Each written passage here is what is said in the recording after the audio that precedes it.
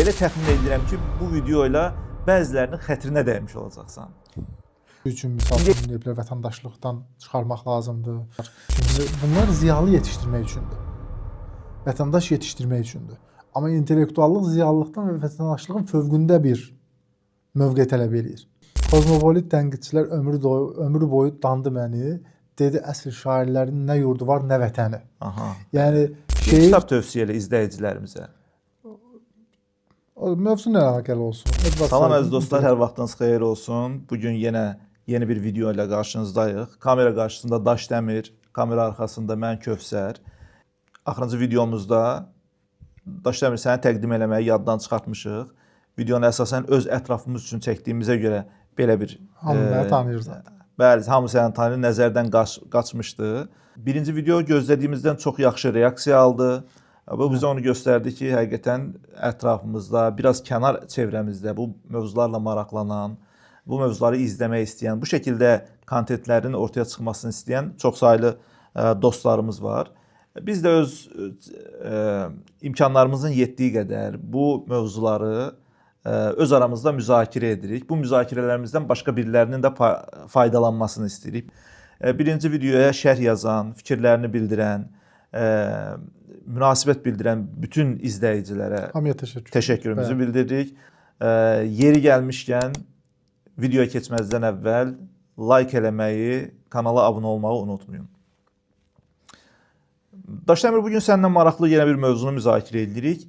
Bəlkə bu mövzunu birinci dəfə müzakirə eləməkdir. Yəni ilk videomuzu buradan başlamalıydıq. Çünki müəyyən anlayışların oturması lazımdır. Biz bəzən dilimizə çox şey doluyuruq, çox şeydən danışırıq. İntellektual sözünü, intellekt sözünü kifayət qədər çox istifadə edirik. Gündəlik həyatımızda da buna çox yer veririk. Amma intellekt nədir, intellektuallıq nədir? Bəlkə də bunu birinci mövzu eləməliydik. Amma yenə də gec deyil. Mən mövzunun gedişatına belə baxanda, sənin də araşdırma sahələrini, biraz oxuma, mütaliə sahələrini görəndə, müşahidə edəndə elə təxmin edirəm ki, bu video ilə bəzilərinin xətrinə dəymiş olacaqsan. İndiyə qədər özünü intellektual bilmiş, intellektual kimi təqdim etmiş və ya başqa biriləri tərəfindən intellektual kimi təqdim olunmuş bir çox insanın əslində intellektual olmadığı və ya ortada olmayan, görünməyən gerçəkdə şəxslərin, şəxslərin intellektual olduğu şəklində mənalar çıxa bilər işin içərisindən. Ona görə başlayaq istəyirsən. Başlayaq. Doğrudur, yaxşı giriş elədin əslində. Yəni, mən də oradan başlamaq istəyirdim. Bu, Tolstoya isnad edilən məşhur bir söz var. Yəni, insanlar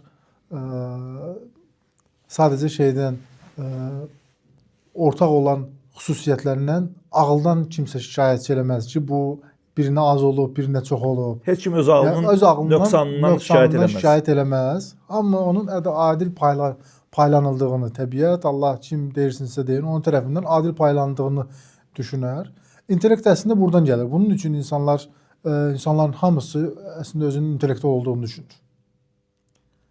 Yəni, bu ölçülə bilən bir şeydirmi? Bunu necə eləyəcəyik? Birinci gəl buradan başlayaq. Yəni, intellekt dediyimiz şey nədir? Konkret olaraq bunun, yəni, belə deyək, fəlsəfədə bunun adı tam olaraq nədir? Hara oturur? Yəni, bizim əqli təfəkkürümüzdürmü? Zəkadırmı? IQ-dürmü? Bax, bunlar danışacağıq. Yəni, IQ testləri çıxır qabağımıza. Bir insan, məsəl üçün, IQ testi çözərək intellektual olduğunu kəşf edə bilərmi? Olmadığını kəşf edə bilər. Yəni, bu işə girişsə intellektual olmadığı ortaya çıxır onun. Girişdiyi anda. Bəli. Çünki zəkadır, intellektual, daha doğrusu IQ testlərinin mövcudluğu bunlar çox gec bir dönəmdədir. 19-cu əsrin sonlarından filan ortaya çıxıbdır.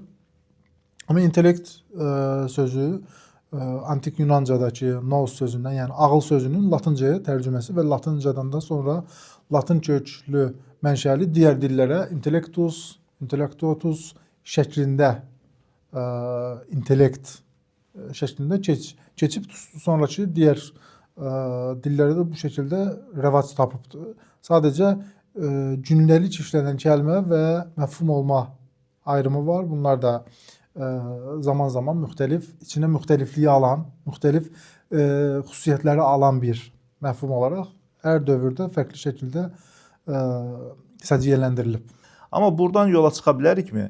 Bir intellektuallıq bir savad məsələsidirmi? Yəni qazanılmış bir şeydirmi, yoxsa anadan gəlmə bir şeydirmi? Yəni bunu əvvəlcə bir müəyyənləşdirək. Yəni bəzi insanların məsələn riyazi təfəkkürü digərlərindən daha yaxşıdır. Bəli. Məntiqi qabiliyyətləri daha yaxşıdır. Bəziləri daha mücərrəd məfhumlar üzərində fikir yürütməkdə daha yaxşıdırlar. Yəni bunun intellektlə bir əlaqəsi varmı? Əslində bunları fəlsəfədəki və digər sahələrdəki intellektual və yaxud da intellektin nə olduğu müzakirələrindən kənarda qoya bilmirik. Çünki fəlsəfə başlanğıc nöqtəsi insanın nə olması ilə başlayır.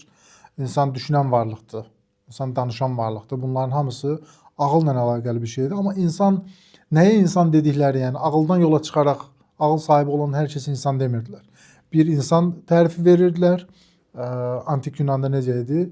Azad və kişi olanlar insandır. Belə çıxır ki, bunlar sadəcə intellekt sahibidirlər. Yəni, geri qalan digər varlıqlar, kölələr, qadınlar intellektin içinə girmir. Amma tarixi inkişaf içərisində bunlar da insan olmağa haqq qazandıqca, onlar da eyni zamanda intellekt sahibi olma haqqı qazanırlar. Yəni, bunda tarixi şərtlərdən azadə bir şəkildə intellekt kəlməsini və yaxud da digər heç bir məfhumu ələ ala bilmirik. Ümumbəşəri məfhumlar bu anlamda bizim üçün yol göstərici olmaqdan daha çox bizim önümüzü kəsən anlayışlar.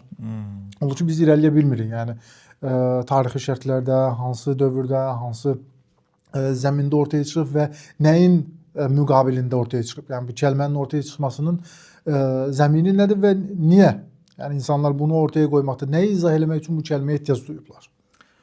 Tarixin bəlli bir dövründə bizim Sabirin şeirində buna rast gəlirik. Deyirdi ki, o intellektualları tənqid edərək, intelligensiyanı, bəli, intelligentik gəzərik nazilə şeirində intelligentin müəyyən dərəcədə bir təhsil almış, bürokratiyaya yaxın və ya əsilzadə ailələrin ödəniş vasitəsilə Fransada, İngiltərədə oxutduğu bir nəsil nəzərdə tutulur. Yəni intelligentin bir baxıma cəmiyyətdən qopuq, xalqla məsafəli, keyfinə düşkün insanlar olduğu təsəvvür var. Bax, bu dövrdə belə bir intelligentə belə bir yanaşma var.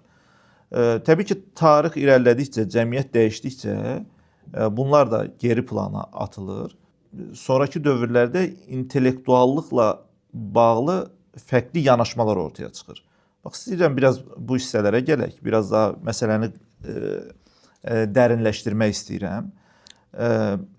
Əsas nəzəriyyələr nədən ibarətdir? Yəni, burada kimlərin adını çəkə bilərik, hansı nəzəriyyələr üstünə dayana bilərik, yəni intellektuallıqla bağlı? Orta əsr və antik dövrü bağlamaq lazımdır. Çünki oralarda intellekt deyəndə sadəcə ağıl nəzərdə tutulurdu. Yəni, bir intellektual tavırdan söhbət getmir. Yəni, o dövrdə elə bir şey yoxdur. Yəni, çünki bu anakronizm olar. Çünki orta əsrlərdə şəhərlərin ortaya çıxması ilə intellektuallığın da, çünki şəhərlər və şəhər yaşamı eyni zamanda kilsə ilə, rahiblərlə, oxuma, yazma bilməklə əlaqələndirən çalışmalar Legov deyə bir tarixçi var, orta əsrlərdə intellektuallar deyə bir mətni var. Orada təqribən hansı əsrlərdir bu? Modern yazardı, amma orta əsrlərdə Avropada ortaya çıxan şəhərlərin paralelində intellektualın ortaya çıxdığını deyir. Şəhər həyatı ilə üst-üstə düşən bir davranış modelidir bu. Bu təbii ki, sonraki dövrlərdə də intellektual adlandırdığımız kəsimin və ya belə bir kəsim varsa, kəsimin arxa planında bir yerlərdə fonda olacaq.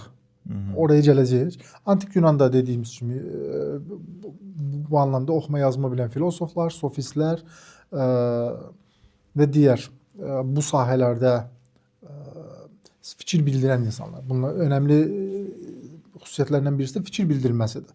Yəni, yazma oxuma bilməsi sadəcə deyil, fikir bildirməsi də, bu sahələrə giriş eləməsi də kamusal, ictimai sahələrdə, siyasi sahələrdə fikir bildirmiş olması da önəmlidir intellektual üçün. Bu yeni bir şeydir, yox, antik Yunan üçün antikdə də var. Yeni dövrdə də bu xüsusiyyətlərini özündə saxlayır intellektual. Çünki arxadan bir tarixi inkişafla gələn bir proses olduğuna görə sadəcə 19-cu əsrdə bunlar şəkillənibdir. İntellektualın ortaya çıxmasını iki hadisə ilə əlaqələndirirlər əsasən. Daha doğrusu bir intellektual var, bir de intelijensiya var. Bayaq Rusiya üzərindən, Rusiya və Sabirin anlatdığı şəkildə Çarlıq üzərindən bu oxumuş nəsil, bürokratlar, yazma oxuma bilən, mirzələr, xalqla arasında məsafə qoyun oxuma bildiyi üçün üst sinifi olduğunu düşünən və mütəxəssis olan xalqın bu yöndəki, oxuma yazma yönündəki ehtiyaclarını qarşılayan günlük və yaxud da ki, həftəlik qəzetlərdə yazı yazan şəxslər intelijensiya hesab olunurdu. Daha sonra bir də 19-cu əsrin sonunda Fransada Dreyfus hadisəsi deyib bir hadisə baş verir. Bu hadisənin fonunda Dreyfus Yahudi əsl bir zabitdir və Almaniyaya Fransadan, Fransa ordusunda zabitdir və Almaniyaya xəbər ötürdüyünə şübhələnilir və sürgün edilir. Bunun üzərinə Emile Zola, Marcel Proust kimi böyük simalar başda olmaq üzrə bunun bəraətini tələb edən silsilə yazılar yazırlar və bu davranış intellektual davranış, intellektualların mövqeyi olaraq Fransa jurnallarında, qəzetlərində tirajlanır. İntellektuallar hökumətə qarşı belə bir mövqe sərgiləyirlər. Hökumətin qərarına qarşı, sürgün qərarına qarşı və daha sonra təbii ki, bəraət alır Dreyfus və əsas hadisəni buradan götürürlər. Dreyfus hadisəsi fonunda Fransada və Avropada intellektuallar ortaya çıxdı. İntellektualların xortlaması filan da deyən müəlliflər var. Sonraki dövrlərdə 20-ci əsr tamamilə bir intellektuallığın nə olması ilə bağlı müzakirələrin getdiyi bir çağdır. Aha, yəni burada belə başa düşmək olar ki, yəni biz intellektualın fərdi planda intellektualdan danışdıq. İndi sənin qeyd elədiyin məqamda artıq intellektualın bir sosial, ictimai tərəfi də daha qabarıq şəkildə ortaya çıxır. Üstəlik intelijensiyadan fərqli olaraq hegemoniya ilə bir belə iqtidarla bir məsafəsi var və belə deyək öz düşüncəsini, öz mövqeyini iqtidara rağmen ifadə edə bilən. Tamamilə belədir. Burada Gramsci'ni xatırlamaq istəyirəm onun üzərinə gəlir. Çünki intellektuallıqla bağlı ilk yazanlardan bu mənada, yəni modern anlamda intellektuallığı təməlləndirən şəxslərdən biridir. Gramsci hər kəs bilər ya da bilməz bilmirəm, İtalyan filosofdur və sol cinahın böyük filosoflarından biri hesab olunur. Sol şuurun ortaya çıxması ilə birlikdə əslində bu sinif şuuru ilə birlikdə intellektuallığı adlı əlaqələndirənlər çoxdur. Gramsci var, daha sonra Karl Mannheim var. Bunlar sol sinifin ortaya çıxması ilə birlikdə ilk olaraq bir sinif şuurunun ortaya çıxmasının intellektuallığı ortaya çıxardığını düşünür bunlar. Çünki ilk sinif şuurunu qazanan 19-cu əsrdə proletariyadır. Və proletariya sinif şuuru qazanır və yuxarı siniflərə qarşı mübarizə aparmağın onun ən təməl, ən ümdə məqsədi olduğunu düşünür və bu şuuru qazanma intellektualın da iqtidar qarşısında şuur qazanması, yəni üst idarəçilər tərəfində hegemoniya qarşısında bir şuur qazanmasını şərtləndirir.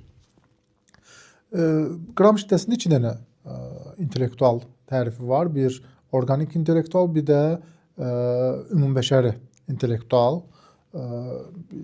Yanlış deyirəm. Ənənəvi deyilmi? Bir də sanki ənənəvi. Ənənəvi bildiyimiz kimi əvvəlki çağlardan etmə oxuması, yazması mütəxəssis olanlardır. Bunun üzərində çox durmur Gramsci. Ən çox üzərində durduğu həbsxana məktublarında organik intellektual deyir. Organik intellektual işçi sinifi inqilab eləyib hakimiyyəti ələ keçirincə onun kültürel hegemoniyasını təmin edəcək qrupdur. Yəni ədəbiyyat sahəsində, fəlsəfə sahəsində, sənət sahəsində, digər sahələrdə işçi sinifini üst sinifin mövqeyinə uyğun olaraq, çünki bu kültür sahələrindəki istehsal əsasən üst sinifin məşğələsidir. Yəni onlar istehsal ediblər fəlsəfə, ədəbiyyat, şeiriyyat olsun, bunlar üst sinifin məşğələləri olduğu üçün onlar istehsal ediblər və onların bu istehsal olunan məhsullarda onların hegemoniyasını daha da gücləndiribdir. Organik intellektuallar da işçi sinifinin inqilabından sonra həmin fəaliyyəti yürütəcək və işçi sinifinin hegemoniyasını daha da möhkəmləndirəcək. Bu təbii ki, daha sonraki dövrlərdə tənqid olunan bir görüşdür. Sartre, Bourdieu filan bunları tənqid eləyir. Nə cəhətdən tənqid olunur? Bunlar çünki bir iqtidara xidmət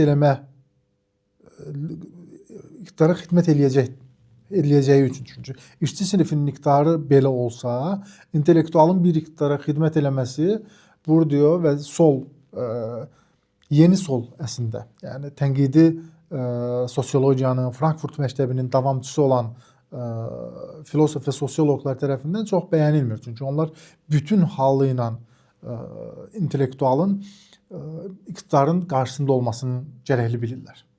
Yəni Gramsci'də yanlış xatırlamıramsa belə bir yanaşma da var idi. Neytrallığı tənqid edilir. Məsələn, bəli. Yəni sən akademiyada oturub və ya öz sahəndə sənətinlə, sənət fəlsəfənlə və ya nə bilim elm fəlsəfənlə məşğul olmaqla intellektual ola bilməzsən. Neytrallıq bu mənada şeyə ziddir. Yəni intelligensiyadan bunu ayrılırlar. İntelligensiyadan ayrılırlar. Yazımı oxuma bilən, pianoda çala bilən, klassik musiqi dinləyən, rəsm çəkə bilən və yaxud da ki, rəsmləri tanıyan, ədəbiyyat, sənət sahəsində, fəlsəfə sahəsindəki hər şeyi bilən və tarixi birikim içərisində nə varsa hamısını bilən və fil dişi qalasına çəkilmiş, sadəcə özü üçün bunları eləyən insanları intellektual adlandırmırlar. Çünki ilk dövrlərdə belə var idi. Yəni intellektuallığın 19-cu əsrdə yazma oxumanın artması ilə birlikdə, xüsusilə Rusiyada məmur kəsiminin və zəngin kəsimin oxuma, yazma və Avropai tərzdə bir təhsil alması ilə birlikdə Raymond Aron'un tərifi bu yöndədir ki, intellektual tərifi. Təhsil alması və Avropa mənşəli təhsilli mənimsəyən hər kəs intellektualdır deyirdi. Bu ümumi bir tərifdir.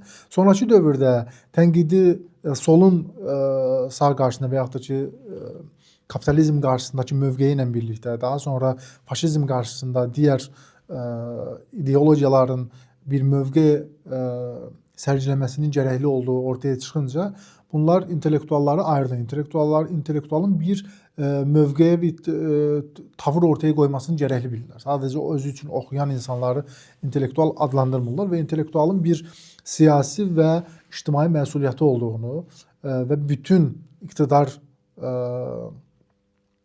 qanatlarının, iqtidarın bütün istiqamətlərdə olan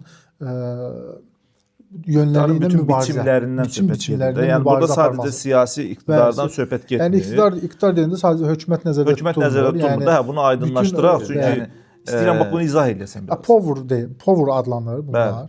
Yəni iqtidar bütün alt-üst münasibətlərinin olduğu bütün toplumun hər cinahında olan bu münasibətlər iqtidar münasibətləri adlanır. Bunlar əsasən Foucault'un iqtidar analizi bu yöndədir.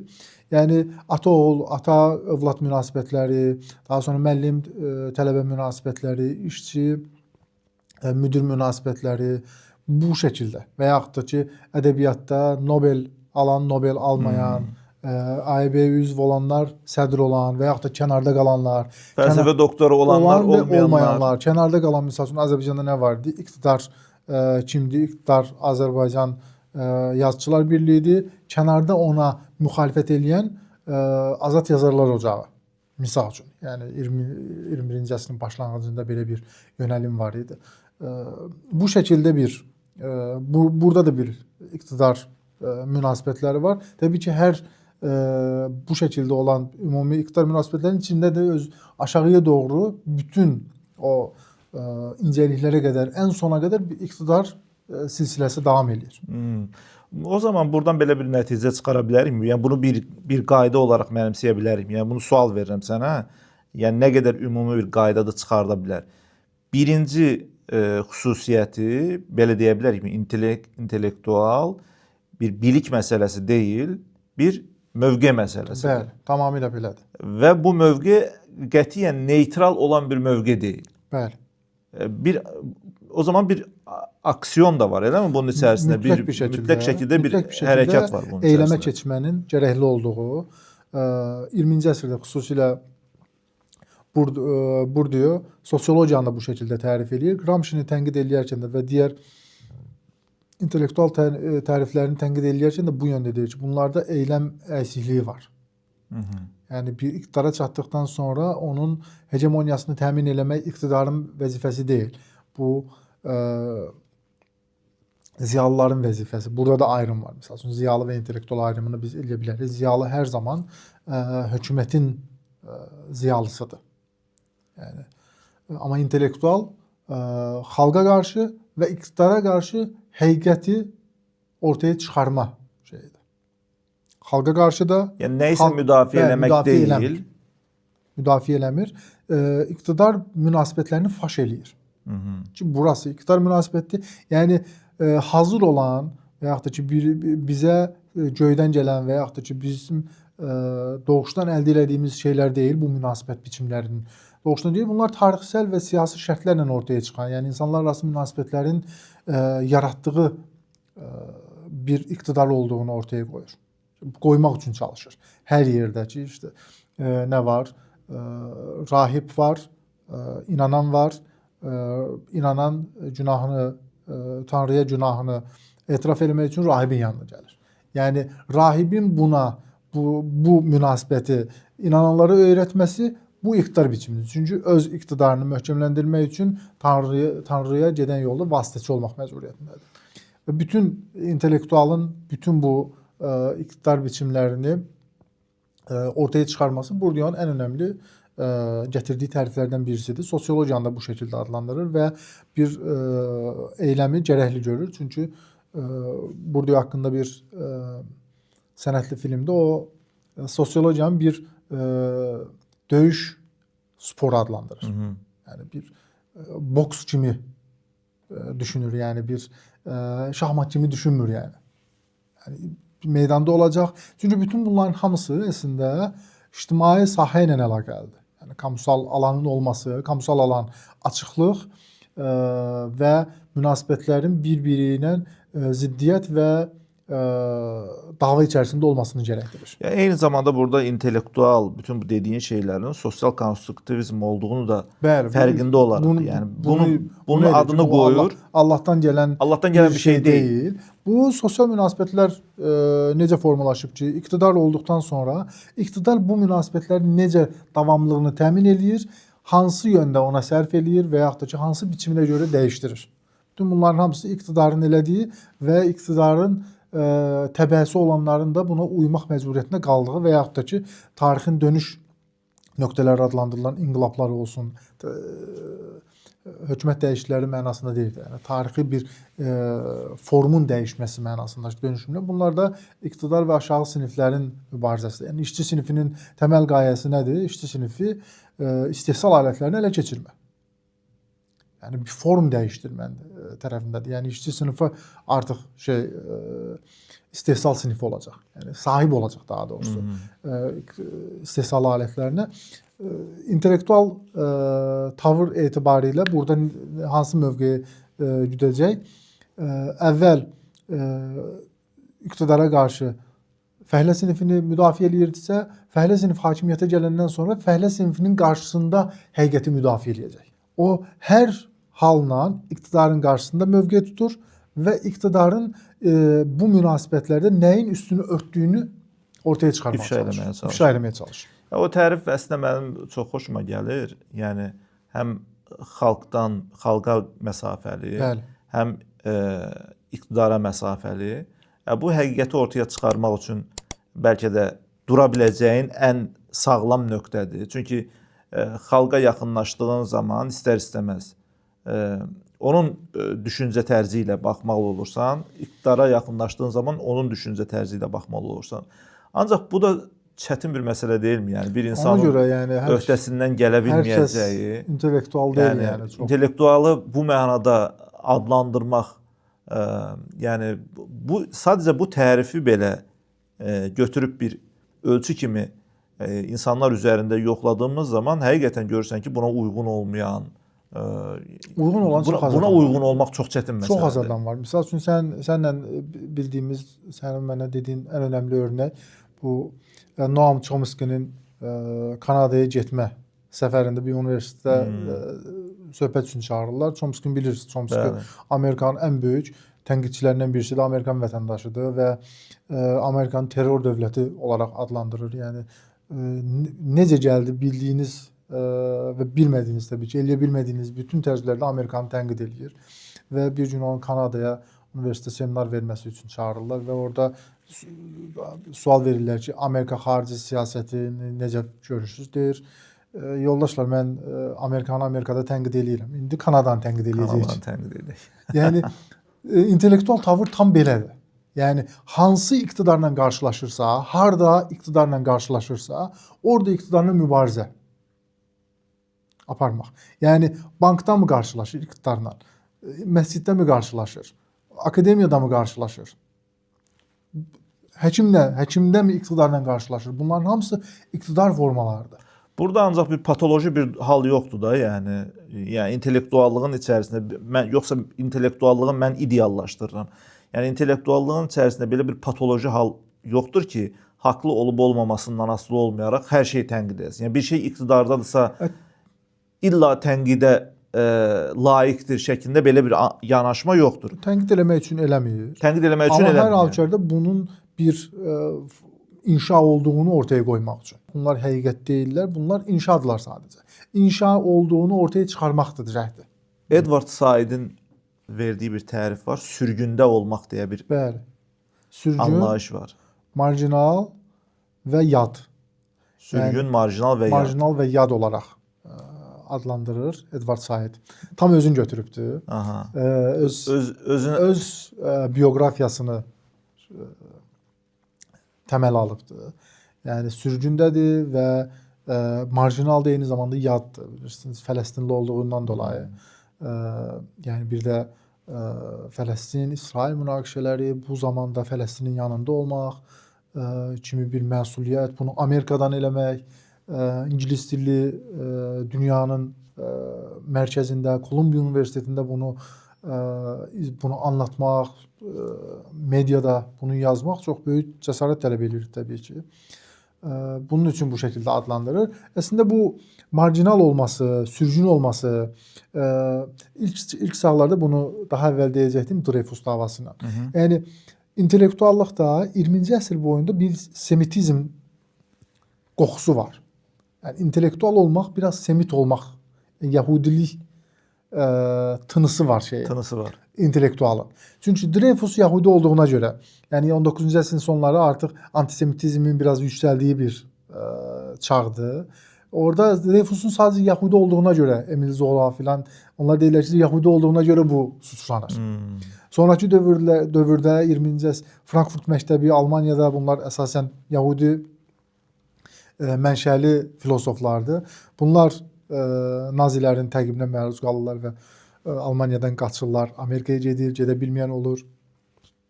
Bir hətta Walter Benjamin Fransa-İspaniya sərhədində sərhəd bağlanır və həbs olunacağı qorxusu ilə yüksək dozda morfin vuraraq intihar edir və yaxud da ki, ölür.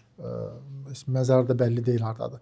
Yəni bir Yahudilik məsələsi var ortada. Bir də çünki bu nə ilə əlaqəlidir? Yahudilər ömür boyu, yəni İsrail dövləti qurulana qədər sürgündədirlər və marjinaldılar.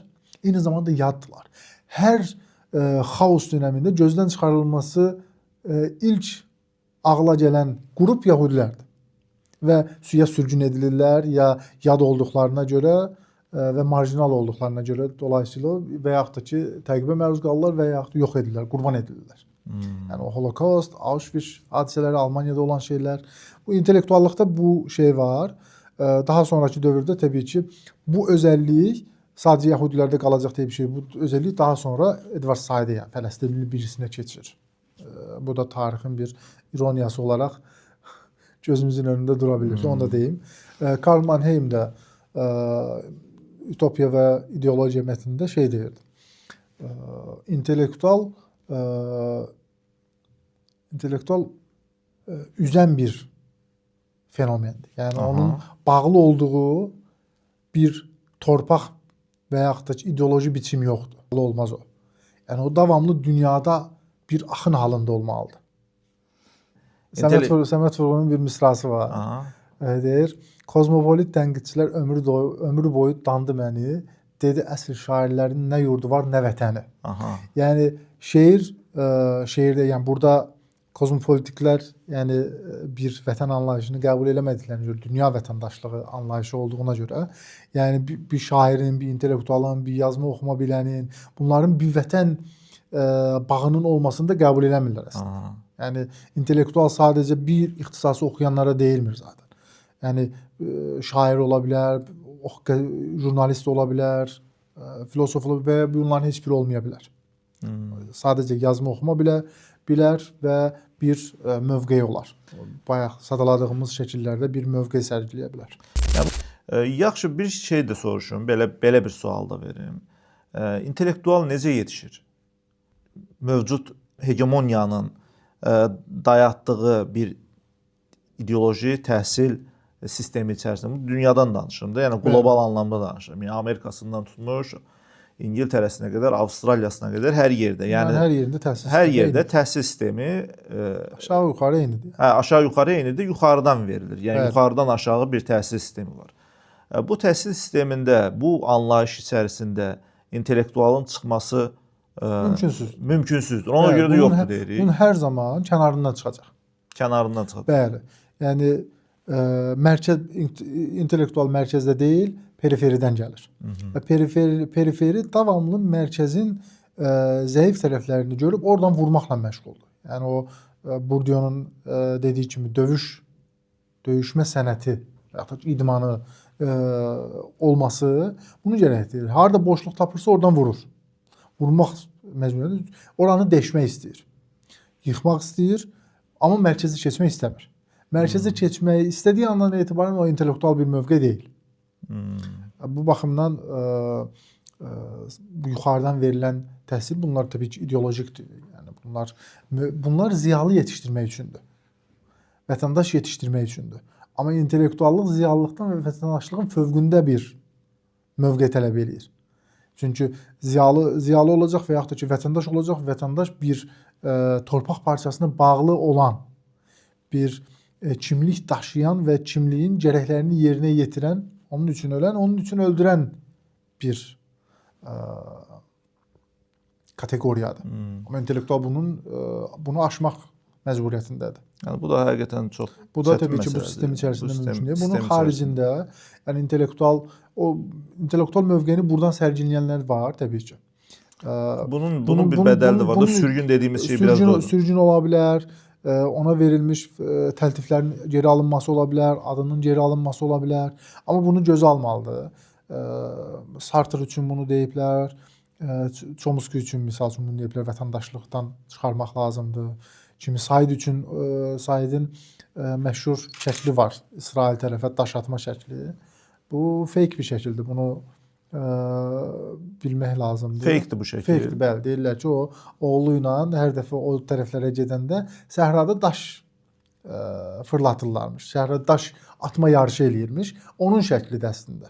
Özünün izahı var. Amma bu o dövrlərdə 2000-lərin əvvəllərində 11 sentyabrdan sonra müsəlmanların Amerikada çətin vəziyyətdə qaldıqları o çağlarda bu çox işə yarayırdı. Yəni insanlar, müsəlmanlar bunu bu şəkildə görmək istəyirdilər. Bəli. Said'i Kolumbiya Universitetindən lobbi qovdurmaq istəyir. Yahudi vermənin lobbisi qovdurmağa çalışır. Bu hərəkətinə görə Kolumbiya Universitetinin cavabı qətidir. Yəni professorumuzun universitet xaricində elədiyi şeylər bizi maraqlandırmır. Bəli. Sartre-la bağlı belə bir şey var. Sartre Fransanın Əlcəzairə girməsini çox böyük tənqid edir. Charles de Gaulle hakimiyyətdədir. Charles de Gaulle'u gərisini yıxıb sürüyür orada tənqidlərində. Nazirlər deyirlər ki, müəllim buna Parisdə bu boyda prospekt adı var bunun, nə bilim bu qədər titulu var bunu. Müəllim deyə xitab edirlər. Müəllim deyə xitab edirlər və bunu bunu geri alaq. Yəni bu bizim xarici siyasətimizi tənqid edir. Ən önəmli savaş halındayıq. Bizi arxadan vurur. Deyir ki, Sartra toxunmayın, Sartre Fransadır yəni. Yəni bu bütünlüyü də, yəni iqtidar əslində Foucault-da, Sartre-da, Bourdieu-da, Chomsky-də bu mövqe var ki, iqtidar bir şey elədiyində filan kəslər nə deyər deyə bir anlıq da olsa düşünməsi lazım ki, intellektual cəhətində öz vəzifəsini yerinə yetirmiş olsun. Bu dediklərindən bir dənə sual ağlıma gəlir. Hər nə qədər absurd olsa da mən çalışıram ki, absurd sualları da sənə verim burada. Çünki müəyyən şeyləri aydınlaşdırmaq üçün. Biz şəxsiyyət üzərindən, intellektualdan danışdıq. Sən Kolumbiyanın nümunəsini verdin ki, professorumuzun gedib kənarda nə etdiyini, harda daş atdığının bizə aidiyyəti yoxdur. İntellektuallıq müəssisəvi mənada, kurumsal olaraq təzahür edə bilərmi? Belə bir şey varmı? Yəni nümunəsi varmı bunun? Bir kurumun şəxsində intellektuallığın ortaya çıxmasından söhbət gedə bilərmi? Yəni institutlaşdığı müddətcə bu iqtidar biçimi olacaq artıq. Yəni institut demək bir iqtidar hiyerarxiya deməkdir. Amma bir kollektivləşmədən söhbət gedir. Bu mənada deyirəm. Yəni belə anlayışlar var ki, bütün dünyanın intellektualları birləşin deyə bir motto irəli sürə bilərik. Bu nə qədər mümkün ola bilər? Yəni çünki birləşmə demək mərkəz demək. Mərkəzləşmə demək. Yəni bu intellektual o anlatılan və yaxud da ki, mənim oradan süzdüyüm o intellektual mövqeyə istinadlar hər mütəxəssisdən, hər tərifdən bir öz bəyəndiyimi, özümə yarayanları götürdüm. Yəni onlardan məcz elədiyim bu ortaya çıxan bir şeyin birləşməsi mümkün deyil. Birləşməsi mümkün deyil. İntellektual çünki özünü də parçalayan, öz fikrində mərkəzləşmə gördüyü anda onu parçalayan bir. Tabii bu biraz təhlükəlidir təbii ki, bu fikrin ortaya çıxması və ya da sistem və sistem qurmaq və ya da sistem qurmamaq. Yəni Nietzsche-ni antisistem filosof olaraq görən, antisistem filosof olması buna görədir. Çünki Aristoteldən etibarən ortaya çıxan fəlsəfəni bir davamlılıq və bir sistem fəlsəfəsi olaraq görür. Amma sistem fəlsəfəsi ortaya qoya bilməzmi? Nietzsche qoya bilərdi. Amma qayəsi zaten fəlsəfənin sistemli olmamasını bunun üçün parçalı yazır. Bunun üçün nəsr halında və yaxud da ki, səhifələrcə, cildlərcə yazmır. Fraqman halında yazır. Çünki bunun bölünmüş olması lazım. Yəni, parçalı olması lazım ki, bir mərkəzə gələ bilməsin. Bunun üçün Nietzsche misal üçün Nietzsche'dən istinad vermək çox çətindir. Yəni, hansı kontekstdən Nietzsche-ni çıxaracaqsan, hansı kontekstdə oturacaqsan. Nietzsche-ni çox çətindir misal üçün Nietzsche-ni bu anlamda dəyərləndirmək və sistemə oturtmaq. Adam bunu ona görə Nietzsche çəkiclə fəlsəfə yapmaqdan bəhs edir. Deşmək, dağıtmaq, qırmaq və intellektual tavrın da mövqeyi bu yöndədir ki, qarşı çıxacaq. Mərkəzdən qaçmaq. Mərkəzdən qaçacaq və daha mərkəzdən qaçmır. Mərkəzlə məsafə saxlayır və mərkəzin zəifləməsini hədəfləyir. Biraz söhbəti başqa bir istiqamətə yönləndirmək istəyirəm. Bəzən biz və ya yazılarda, məqalələrdə, köşə yazılarında, çıxışlarda müsəlman intellektuallar və ya xristian intellektuallar kəlməsini eşidirik. Bunu biraz istəyirəm səndən danışaq. İnanc da bir hegemoniyadır, deyilmi yəni? Bəli. O da bir yəni digər müəssisələrin, qurumların tənqidi öz yerində bunların zaten müqəddəs olmadığını intellektual ifşa etməklə mükəlləfdir, özünü orada görür. Amma inancın yəni müqəddəs olmadığını sadəcə inkar edə bilər. Yəni bunun isbatı intellektualın işi deyil. Yəni bu mənada bunu soruşmaq istəyirəm. İnanclı bir insanın bu mənada intellektual olması mümkündürmü?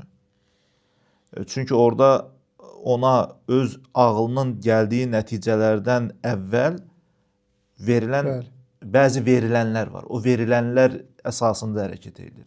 Bu mənada inancla intellektuallığın əlaqəsinin barəsində nə deyərsən? Çox çətin olmadı bu. Dəhşət Nə çətin desək, oldu. aşağı tüpürsək, saqqal, yuxarı tüpürsək, bığ. Anlamağa çalışırıq yəni.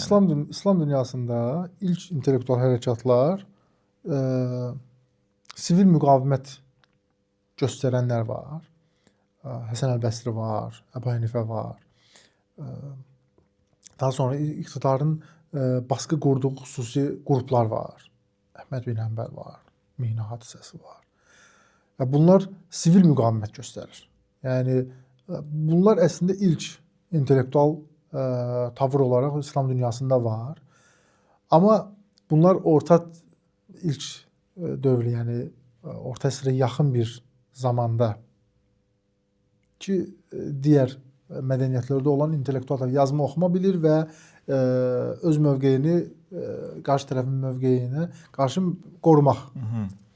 Modern dövrdə bu bəhs elədiyimiz Müslüman dünyanın dağınıq olması, müsəlmanların modern dünyada sürgündə olmaları, modern dünyanın marjinalı olmaları, modern dünyanın yadı olmaları, yəni nə modernləşə bilirlər, nə qərbləşə bilirlər, nə keçmişə qayıda bilirlər.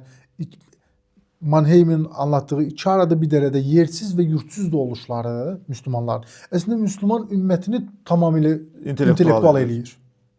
Mən ən azından görüşüm bu yöndədir. Çünki mərkəz qərbdir, qərb bir sistem formalaşdırır və müsəlmanlar ona müqavimət aparırlar. Yəni burada müsəlman tək aydınlar, burada intellektuallıq bir kollektiv olaraq ortaya çıxır əslində. Bir şey tapdıq buradan. Yəni kollektiv ola biləcəyini gördük, bəli. Bu mənada müsəlmanlıq bir kollektiv intellektual müqavimət olaraq qərbin qarşısındadır. Bunu digər dinlər haqqında deyə bilmirik də. Çünki onlar hegemoniya ilə əlvirdilər. Bir də mərkəzə çox uzaqdırlar. Yəni mərkəzin periferisində olmaq var, bir də ki uclarında olmaq var. Yəni mərkəz qərbdir, Avropa mərkəzli bir qərbdən söhbət gedir, Amerika mərkəzli deyil. Heç bir zaman belə şey olmayıb. Yəni neoliberal şeylərə aldanmayın. Yəni Avropa mədəniyyətinin təməli Avropadır, yəni Amerika deyil. Nə qədər güclü və zəngin olsa da. Bu mənada mərkəz və ona müqavimət edən bir periferi. Avropa hər zaman özünə rəqib olaraq, digər olaraq, ötəki olaraq, biz və onlar olaraq müsəlmanları görüb. Yəni əslində mən sualımda bunu nəzərdə tutmamışdım, amma sən işin bu intellektuallığın bu hegemoniya ilə münasibəti barəsində ki, xüsusiyyəti üzərindən bir şey cavablandırdın. Əslində bu da yerinə düşdü. Gözəl bir məqam oldu. Yaxşı qatdın. Digər qismi unutmuşdum. Onu soruşacağam. Onun üzərində dayan. Bu şeyi xatırlatdın da, Əhməd İbn Həmbəli xatırlatdın, Mihnə hərəkatını xatırlatdın. Yəni iqtidar tərəfindən təqdim olunan, tutaq ki, bəzi nəzəri məsələlər var. Yəni o nəzəri məsələlər qarşısında duruş gətirərək eyni zamanda bir tavır bildirir, bir münasibət ortaya qoyur və bundan ötürü həqiqətən sürgündə olur da, yəni çətin bir dövr yaşayır. Mən bu tərəfdən sualımı verməmişdim, başqa bir istiqamətdə vermişdim, amma bunu da deməyin çox gözəl yerinə düşdü. Üstəlik çox xoşuma gəldi, yəni şeyi vurğulamağın. Yəni mən də indi tapdım. Danışarkən özü ortaya çıxdı. Danışarkən çıxdı. Yəni müsəlmanlığın ümumi mənada mövcud hegemoniya qarşısında öz belə deyək mövqeyini müdafiə edər halda olması ümumi mənada bir kollektiv intellektuallığa gətirə bilər. İndi buradan belə bir şey başa düşülməsin. Yəni bunu da demək istəmirik yəqin ki. Yəni müsəlmanlar hamısı intellektualdır, geri qalan intellektualı yoxdur şəklində deyil. Yəni intellektualın bu verdiyimiz tərifinin içərisində bir yansıma olaraq. Yansıma, bir davranış forması olaraq bundan danışırıq. O sualımın əsasına bağlı bir şey deyəcəydin sən. Bu 20-ci əsr, 19-cu əsrin sonu, yəni intellektuallığın ortaya çıxdığı bir zamanda, yəni iqtidarla mübarizə aparmaq, iqtidar fikri ilə mübarizə aparmaq, qurulmuş əsas mega narrativlərlə mübarizə aparmaq. Yəni Nietzsche necə ki Aristodan etibarən gələn bir fəlsəfə ənənəsi ilə mübarizə aparırsa, din sahəsindən mübarizə aparılıbsa, bu şəkildə müsəlman dünyada da mega narrativlər yıxılmağa çalışılıb. Yəni bu təbii ki sancılı və çox yönlü bir anlayışdır. Bəlkə başqa zaman bundan da daha detallı danışarıq. Müslüman intellektuallar İranda, Misirdə, Türkiyədə, Pakistanda, Tunusdan, yəni Mərakeş ola bilər. Bu kimi yerlərdən çıxan intellektuallar əsas qayələri nədir? Əsas qayələri oturmuş, yəni iqtidar biçimini, yəni bunların əksəriyyəti bu intellektuallar sinifinə girən, Müslüman intellektuallar sinifinə girən əksəriyyəti mədrəsə məzunu, mədrəsə din təhsili almış adamlar deyil.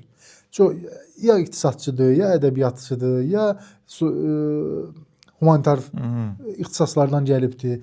Yəni mərkəzi bir hiyerarxik bir din təhsili almayıblar və əsas hədəf aldıqları qüvvələr də iqtidar biçimində din və din anlatısı üzərində, din təhkiyəsi üzərində, mega narrativi üzərində hegemoniyasını qurmuş olan din adamlarıdır. İntellektuallar üləmaya qarşı. Düzgün təhsil almayıblar, ona görə ola bilərmi? Bunu deyənlər də var. Bunu deyənlər də var. Amma onlar düzgün təhsil tərifini də hegemoniyada olan üləma verdiyinə görə bunu eleştirir zaten. Bəli, bu düzgün. Yəni, kim deyir ki, bu düzgün, bəli, bu düzgün deyil. Düzgün deyil. Çünki bunlar Beytül-Hikmədən, nə bilim, ilk qurulan mədrəsə sistemlərindən etibarən, Qazalinin mədrəsələrindən etibarən gələn bir ənənədən söhbət gedir. Yəni bunlar əsrlər boyu işlənib eyni şeyləri din olaraq və yaxud da ki, dinin hegemon yorumu olaraq, əsas yorumu olaraq gətirib 20-ci əsr sürgünündə olan müsəlmanlarına təqdim elədiklərində Müslüman intellektuallar təbii ki, bunu sorğulamaq məcburiyyətində qalırlar. Bunu da təbii ki, bir çox sekulyar olsalar belə hegemon din yorumunu mənimsəyən iqtidarlar tərəfindən, hökumətlər tərəfindən bu adamlar sürgün olub. Əli Şəriət öldürülüb, Seyyid Qutub öldürülübdür.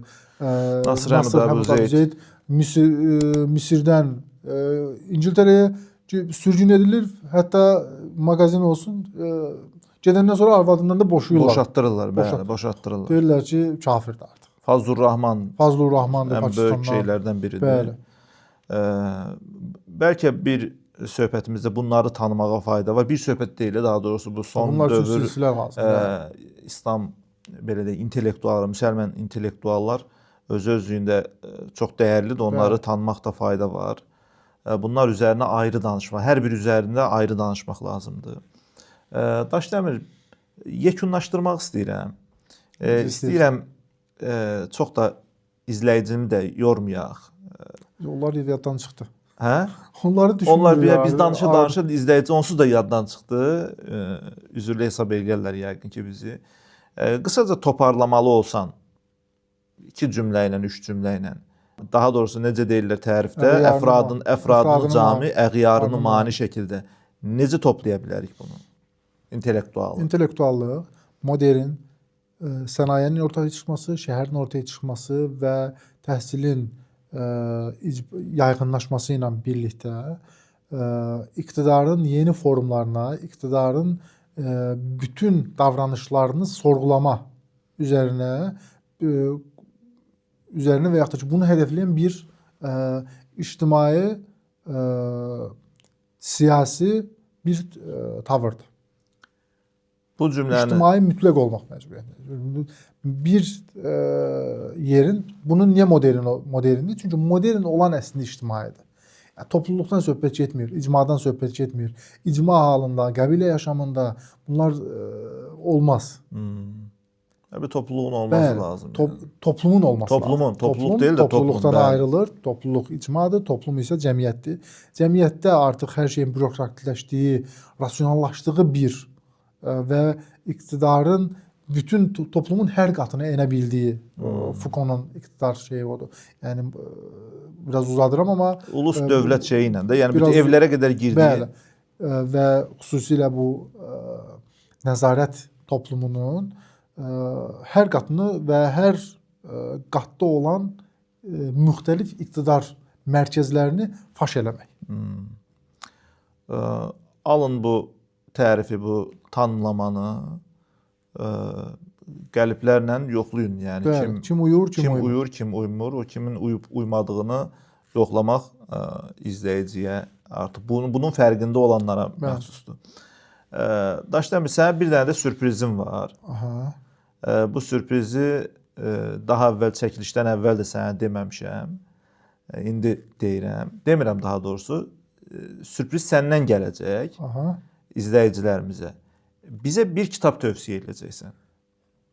İzləyicilərimizə bu mövzu ilə əlaqəli olub-olmamasından asılı olmayaraq bundan sonra hər bölümün axırında bir kitab tövsiyə edək deyə düşündüm.